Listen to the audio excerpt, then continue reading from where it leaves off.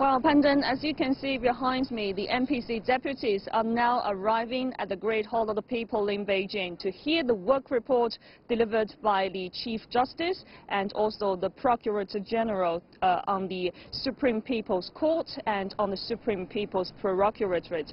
And as you know that the judicial system reform and the smart court construction and also legal talent pool are expected to top the agenda. And over the past 5 years, great efforts have been made to improve the judicial system reform, and also lots of efforts have been made in this area. And the big data and also artificial intelligence technologies are also used to advance the reform of the judicial system. And with the new technologies, the judges and the courts could make the data accuracy very good. And as you know that another notable reform is to limit the quota of judges and to increase their responsibility and to increase their quality of the case hearings and to freeze them from the administrative and research work, and also to improve the quality of the impartial and well-considered judgments. And another very significant improvement is that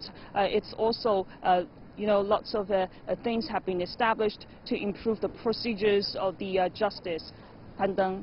Well, Yuqing, let's be specific on the work report, upcoming work report of the Supreme People's Procuratorate. What could be the main topics this time?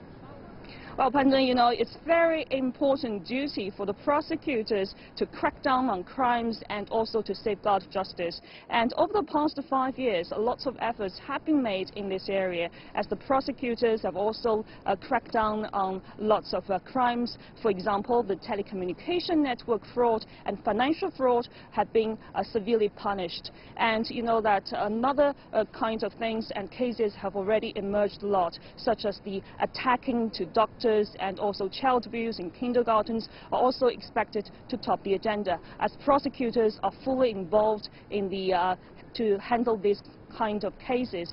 And another very important thing is that the prosecutors have been make lots of investigation into the corruption, those suspect officials who have been involved in the graft cases, and also to cracking down the high-ranking tigers to low-level flies. And you know that another very significant issue to top the agenda today is also, that last year the International Association of Procurators have also held their annual meetings here in Beijing to strengthen cooperation in the areas of justice and, the investigation of the suspects.